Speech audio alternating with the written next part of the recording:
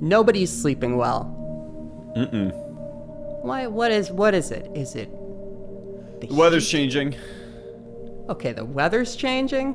Yeah, the heat. What are you, one of these global warming freak jobs? I'm an eco-warrior. Oh, wow. I've been driving around in the biggest boat I can trying to raise attention about this global warming thing. That's how you grab people. Yeah. That's why I've been driving around in my big Hummer. Yeah, right. With that big banner off the back. That says, global warming sucks. Yeah. People say the message is a little bit vague. They've been saying it's not actionable. They've been saying it's vague. They've been saying it's misguided. It doesn't say stop global warming. No. It just says global warming sucks. And even then, it's not clear if I'm acknowledging that I believe that global warming is real. And I won't acknowledge that on record. That's private. I think certain things should be private. There's certain personal choices and personal beliefs which you really can't hold people accountable to in any way or judge them for at all, because it's just like, you know, a person's personal choice. How can you judge what somebody chooses to do, you know? And it's icky. It's bad form. It's gauche. I think it is blasé. Yeah, it's yuck. Anytime someone asks me anything like, you know, do you recycle? And I just put one of those yucky stickers right on them. Wow. It's like, it's not your business. That's aggressive. And I would never ask anyone anything like that. No. I would never ask anyone what they ate. No. Ew. Ew. Yuck. People talk about you got to be open.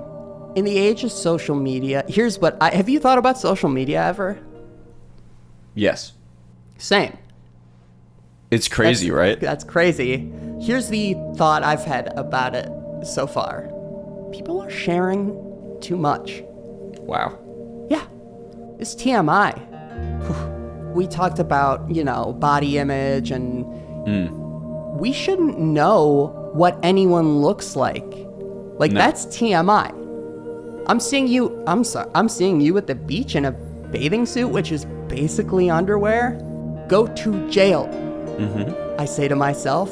Yeah, for seeing it. Yes. And I don't want to do that. I don't want to keep going to the police station. They are sick of me trying to turn myself in, holding out my arms to be put in handcuffs and saying, I looked at a bathing suit picture. They are so sick of me. This is the city of Chicago, like other crimes happen. It's just TMI. The stuff that is worth knowing about a person's soul should be a secret. Yes. People need to be full of secrets. Yes. A person, because in a certain way, it's like, the more I know about you, it's like the less I know about you, because I know you've got your secrets. Is that from a song or a poem? Well, I had a dream where Dave Matthews said that to me. Wow. The bard himself. In that sense, it is a sort of divinely inspired poem. The more I know about somebody and their politics, their opinions, their sort of like critical response to what they're seeing, it just makes me trust them less and less. The only thing I need to know is whether or not someone has my back. Which I think is why you and I are such fast friends. I mean, I could not tell you your birthday or where you grew up, or did you have a pet growing up? You have a horsey?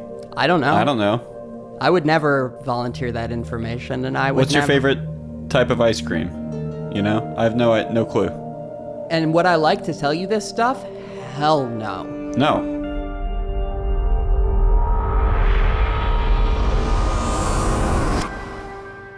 We're leaving the Burger King. We split a Whopper down the middle. Yep. We eat it together in silence at the booth. Synchronous silence. Bite for bite, chew for chew. Mouths open. Yep. Eyes closed. It's just the rhythm. We just know it by heart now. It's a very sort of sensual experience. And it's a real loving dance. People find it unusual, and I can't help but wonder if this is what's leading to the situation that I was going to mention, which is, when we leave the Burger King. Well, first of all, when we open our eyes after we're done eating the Whopper, there's no one else in the Burger King anymore. No. And the lights are sort of flickering and everything's dark. And we go, oh, okay, this again. Here we go. Then we walk outside. We encounter the Mohawk Man. Yeah, the Mohawk Man is there. Yeah. Right. And I guess to clarify, it's not really a true Mohawk. It's just kind of spikes that are up, like you were saying. I mean, it is just sort of... leather jacket. No shirt. Well, it's sort of like a tattered undershirt. Right. It's tattered. Which it covers almost nothing. It's like his nipples are more visible because of it. Yeah. I mean, leave something to the imagination. It's just like what we're talking about. I mean, this really is our problem with social media. Is mostly just this one guy. Of not just social media, I think this is a problem that is larger than social media, because this is a big violent man who's following us. Yeah. Honestly, openly menacing. He comes from under the streetlight, and it's always perfectly like the last thing you see is his eyes. Right before you see his eyes, you can see that he's grinning. Yep. But he's not grinning in like a cute way, in my opinion. He's grinning in a scary way. And these posts on social media, I mean, sometimes he'll send a social media post straight to my house that is a letter telling me that he's coming for me. He sends you a social media post? Yeah, like a... He's sliding into your DMs in your house? I think there's some sort of new app, I'm assuming, because I don't keep up with the trends that the kids are using. So I assume there's some new app that's generating sort of like scrawled threat notes and automatically mailing them to my house. Mm-hmm. Because they're coming in so much and so frequently that it must be generated by the internet in some way. Do you know what I mean? Are they coming in through your email inbox, or are they coming in through your door hole that you have? Yeah, it's sliding into my DMs. It's sliding straight into my door mail slot. Like stalker much? Yeah. Yes, the answer is yes. Yeah. Very clearly a stalker. But to come right back around. And how could you forget how the man came up? Yeah, we're leaving the Burger King. We're leaving the Burger King. We see the man. He's got his tire iron, and in his baritone voice that I can't even begin to... It sounds like he's using a voice modulator, but he says he isn't, and I'm going to take him at his word. Mm-hmm. And he says, "Hey, weirdos." We look around. We start pointing behind us, but there's nobody there. Right. There's nobody there. We're alone in this parking lot. Yep. Because we emptied out that Burger King, I guess. Yeah, I mean, yeah. But we may not know anything about each other. You don't know that my birthday is in 3 days. I barely know it. I'm sorry for telling you. You've forgotten it, and I can tell. I've watched your eyes roll back in your head, and you kind of freeze for a second, and it's gone. So. Mm-hmm. Yeah, no, I won't register that. Don't worry. Perfect. But after we realize he's calling us the weirdos, he says, "I'm going to beat you guys up." Mm-hmm. Something like that. I can't always remember. He's direct. I mean, the Mohawk Man, he's not one for flowery prose. Yeah. He points and he says, "I'm going to beat you up." But sometimes he points to me first. He says, "I'm going to beat you up, then I'm going to beat you up." Sometimes he points to you first and vice versa. Sometimes he beats us up at the same time. Yeah. Which is crazy. Mm-hmm. But when we're in that fight, I know that we're friends because right before we get beaten up so bad, I look at you, you look at me, and you say to me, "You got my back?" Mm-hmm. And I say to you, "Always." And then we grab each other's forearms. We nod at each other, and then we get Yep. pounded into the dirt. We get savagely beaten. So bad. Yeah. And then cut to the hospital where all of our limbs are in a cast. Yep. And we have like gauze around our whole faces except for... And the other thing that I do think is frustrating about that is usually when we come out of the Burger King, the Mohawk Man is towards the end of the parking lot. And we do share this intimate moment with each other, which I do really appreciate, and I really value the intimacy of that moment and the anonymity. No, I think it was right the first time, but go on. Anonymity of the rest of our relationship. I mean, that to me is the spark that keeps our flame alive. But if we weren't sharing such an intimate moment, we probably could calmly walk away from the Mohawk Man. He is deliberate. Yes. Let's be honest. He's deliberately paced. We have a car at our disposal. Yep. This man is far away. We Yeah. can get in that car. Yep. I just don't think people should drive. I think driving is like a private thing. Yeah. I don't want to know if you put on your turn signal. No. And don't show me where you're going. I'm not interested. I don't want to know. Go straight, go left, merge straight in front of me. Go around. Fake like you're exiting and then get right back on the highway. Stay in the second from the left lane to continue onto the fucking expressway. Nailed it. Enough. Yeah, that's perfect. Perfect. I'm a savage sometimes with the way I go after cars and driving and Ugh.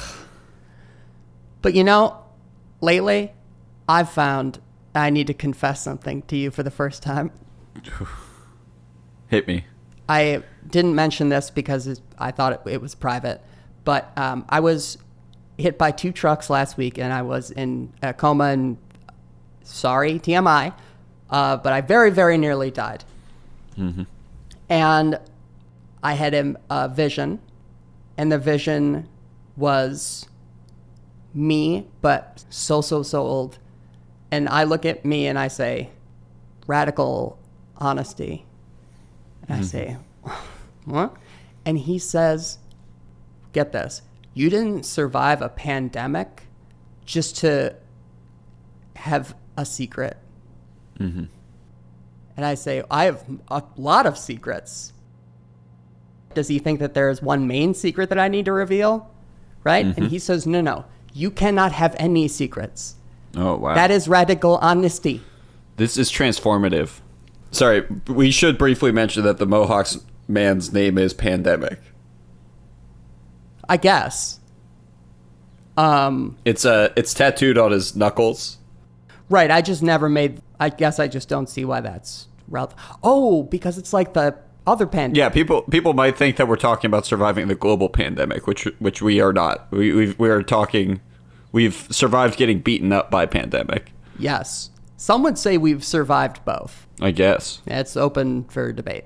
Never made that connection before. But this transformative Yeah. experience, radical honesty. Yeah. So the first thing I do when I wake up from this coma is I scream, I need to go to the bathroom. Uh-huh. But then I think, that's not honest. I don't need to go to a bathroom. What I need to do is piss. Okay? What I need to do is... Yeah. It's piss. So I stop myself. And I say, I need to go to the bath. And I lock eyes with the doctor. Mm-hmm. She's holding a clipboard. She looks so scared. Mm-hmm. Maybe just startled because I just I really came out of that coma hard. Mm-hmm. And she's, I say, I need to go pee. And she goes white as a sheet. Mm-hmm. Then she goes green as a ghost. And she says, I think I'm gonna be sick. She was not ready for that sort of radical honesty. Mm-hmm. She's just a doctor. She's not used to people talking about their bathroom stuff. Right. So she runs out of the room, but I'm actually proud of myself. Because for the first time, I've advocated for needing to go pee. I don't need to go to a bathroom, right? That's dishonest. Yeah. And I think even the doctor's language in that situation reveals her own discomfort because just I am going to be sick, right? It's so just that type of language is so passive. Brad, I think I'm really coming on board with this whole concept. She should have said, I will vomit now and then done it. That's honesty. That's being honest. I'm going to be in the state of sickness. I mean, let's be direct. Sick with what? I don't know. I have no idea. So I'm being lied to by a doctor. That is malpractice, frankly. It's so crazy to think that the old me would have sued the current me for shouting about bathroom stuff all the time because of radical honesty. And I tell everybody what I make, money-wise. I tell everyone. And I'm not shy about it. I say, I make 30 grand a year. Mm-hmm. Delicious. You ever see 30 grand in cash? Ooh, baby, it piles up. It piles up, doesn't it? I get paid once a year, cash. 30 grand. No more, no less. No less. One time they try to give me 31 grand. I say, count it again. Keep the change. Why don't you go ahead and count that again? Yeah. 30. Because you are you're a gunslinger like that. I mean, you're a mercenary, and part of your word that is bond is that you have a flat rate. Yeah, for poem. Yep. I get paid 30 grand a year for my long poem. Mm-hmm. What more do you need to know? That's how much it's worth. It's worth 30 grand a year salary. Yes. I get a salary for my poem. What is confusing? That is its value to society. What do people not understand about how long this poem is? It's so long. It is long as hell. Of course I'm getting a salary. Pretty nice one to boot. Pretty nice one to boot. Thank you. I think you either need to tell the truth or you got to do a metaphor. Because you just now were doing a metaphor. But if you're saying stuff like, I don't feel good, I'm sorry, what the fuck are you talking about? Yeah. And that to me, I think is, I'm interested in seeing how this does manifest in your poetry, because the poem is so long. And I'm, to have all metaphor stripped out of it, and to have such a long poem of just pure direct truths, just straight in your face, with no imagery, no like emotional characterization, just the flat facts in poem form delivered to you at length. Can I tell you something? Right now, I was going to keep this a secret, but that you're talking about my much anticipated second poem. Oof. This is going to be the second poem I do. It's been in the works for a really long time, but I've been talking about it so much. Mm-hmm. You can't get me to stop talking about it. No. That was a metaphor. You can literally get me to stop talking about it if you slap me until I pass out. If you punch me till I pass out, then I will stop. Yeah. Or if I go to sleep. And sometimes I do think that might be what's motivating Pandemic. Yes. Yeah.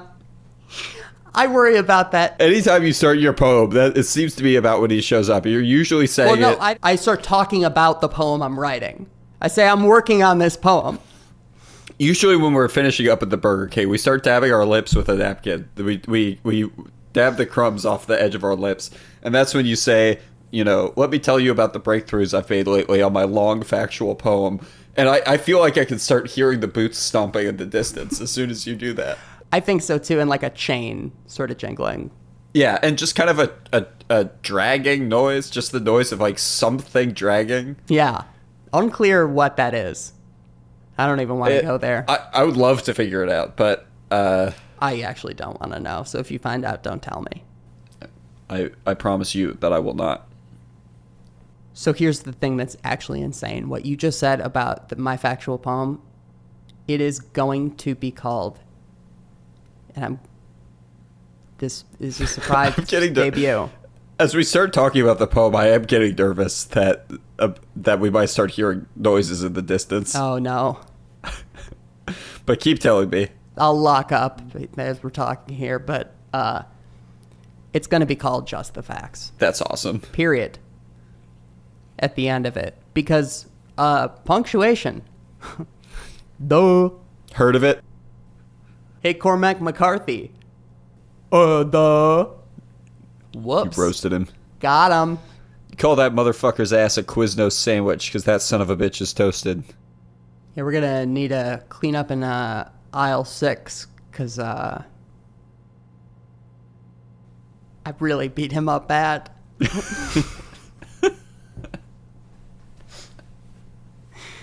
Yeah, clean up in aisle 6, please. Yeah. Send a guy back there with a mop. Clean up in aisle 6. Yep. Right? Yeah. Got him.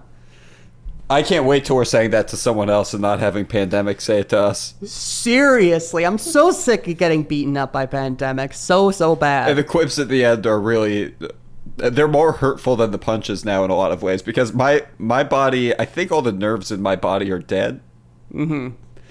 Because I really am not experiencing much sensation. I spilled piping hot coffee all over my arm. Piping? Piping. Someone had to tell me that my skin was blistering. I didn't even notice.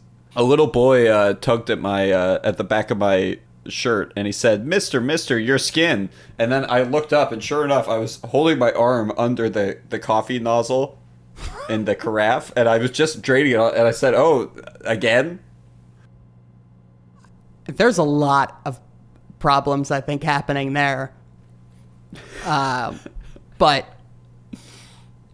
yeah, there's a limit to radical honesty. If it's icky, I don't want to hear about it. Yeah. Gross. It's disgusting. But friendship is about, you got my back. I got your back. Right. That's it. That's the only part. Yes. And I do think it's important for a friend to stand by you no matter what. And not push you to change. Not push you to better yourself, but just to support you. To act as that foundation that you can lay down on. Okay. You think... Ugh. I'm gonna puke in 4 seconds. Thank you. Thank you. That is better. I feel better, but I'm still looking at you with my inquisitive, squinty gaze. Mm-hmm. Because you're telling me people stand by their friends. Mm-hmm. What if they wear a dumb shirt? Oof. Yeah. You know, but this is the thing. A personal choice like that, I don't see how you can fault anyone for their personal choices. But is anything personal now that... Ooh. Yeah. That is a head scratcher. What is personal in this new post-pandemic era? Things are different after pandemic. Mm-hmm. Beat us up, and my understanding is other people feel like their thing, their world looks different after whatever their pandemic was, or whoever it was. I don't know, maybe an even taller guy, or it could be... I have a hard time imagining that. I know, he's so tall. He's huge. He's so tall. I'm talking about 6 feet, 6 inches. This guy could be up to 250 pounds. $2.50? Oof. I don't know, but we survived a pandemic, and it's time to look not just at everybody else, but for once, look at ourselves.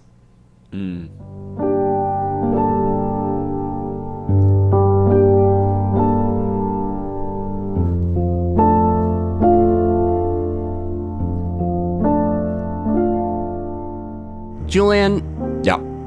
I think that the key to us finally figuring out social media, what it means to be a person moving through the world in 2021, body image, and, of course, why this podcast is called Salad. Salad. I think eating a Big Mac first was the key to that. Yes, absolutely. That was so satisfying. Half is the perfect amount. Big Mac. Whopper. There we go.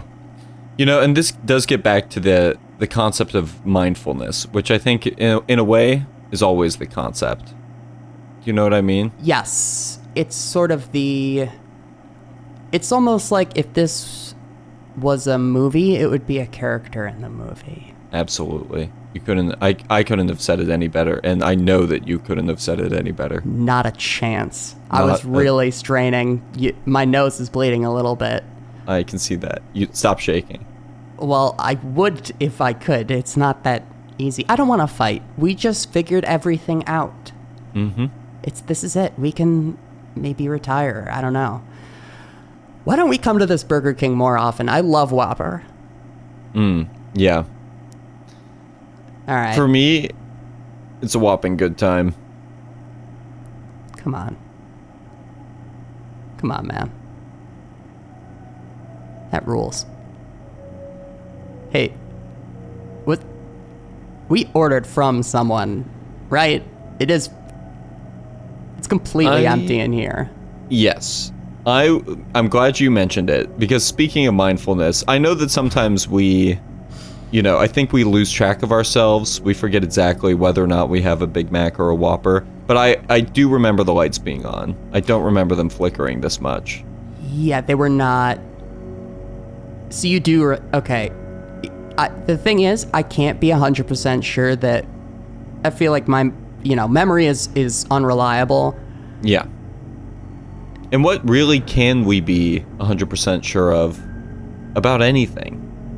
Well, the Whopper is so good. Yes. That's true. You can always bank on the Whopper. And then you can sort of, expand on that and then solve everything else like we did. Mm-hmm. So let's get the fuck out of here. Yeah. Let's blow this chicken shack. There should be people working here. Like, there should be... All right, let's just go. Surprised no one's come and offered you a hanky. I know.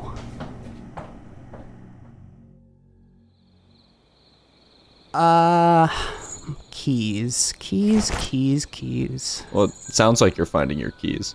Because of all the metallic scraping I'm hearing. Yeah. But... What? Look under that one illuminated street lamp. Do you see that? Uh-huh. I do see a large gentleman with a yet larger mohawk. That is what I'm talking about. Yeah, you see that? Yes. Oh, this is the Mohawk Man. God. Yes. Oh, man. How did we forget about this? This sucks. Fool me once, shame on you. Fool me twice, shame on me, Mohawk Man. I should have realized that the flickering lights, the absence of people, sort of ominous fog, all of this does ring familiar. I think I know what might calm him down. What's that? You know how I wrote one long poem? Yes. I'm doing a second one. Okay. Update.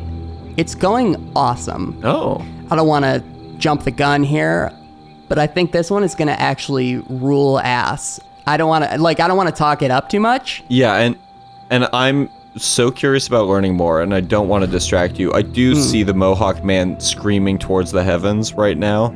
Yes. Both fists at his side. I think he's starting to pound his chest. I'll do you one better. I see it and hear it. And I so want to hear about this poem. And isn't it slightly shorter than the last one? Hold on, I'm just gonna face you here, sorry. It's rude to not make eye contact. Yeah, I'm sorry. Let's look eye to eye, nose to nose. I'm just gonna put my back to the Mohawk Man here. Mm-hmm. So, the key to writing this second poem, Just the Facts, is you really must stick to the facts.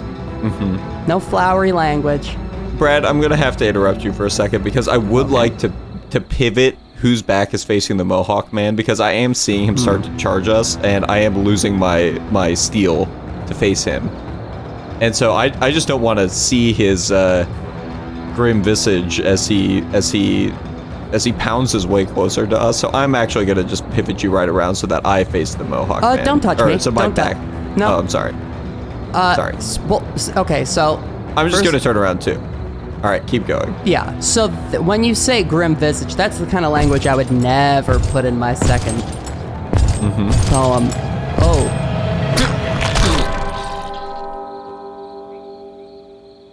You ripped Julian in half.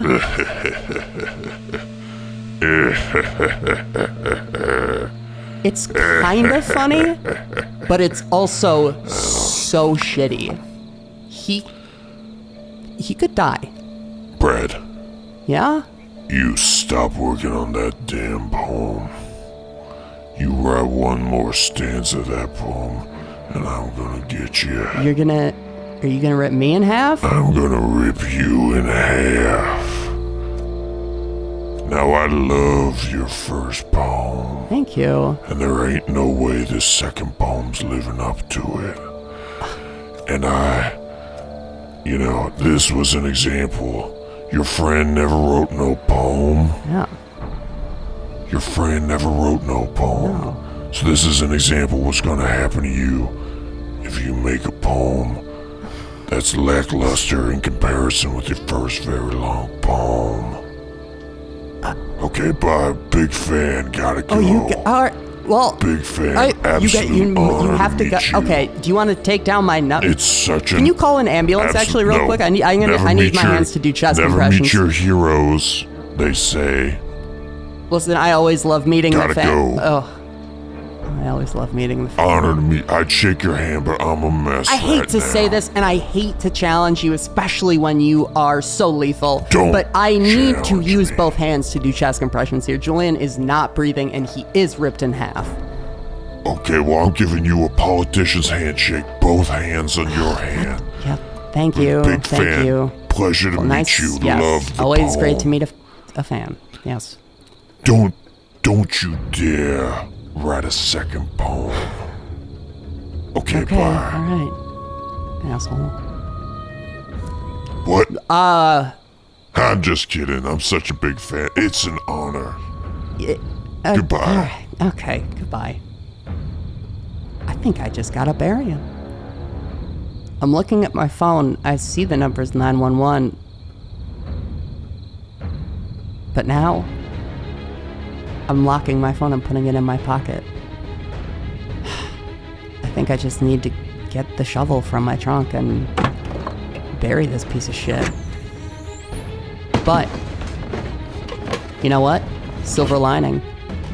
I backed up Julian's consciousness to a USB drive, so I can boot up old Julian. Just I don't know.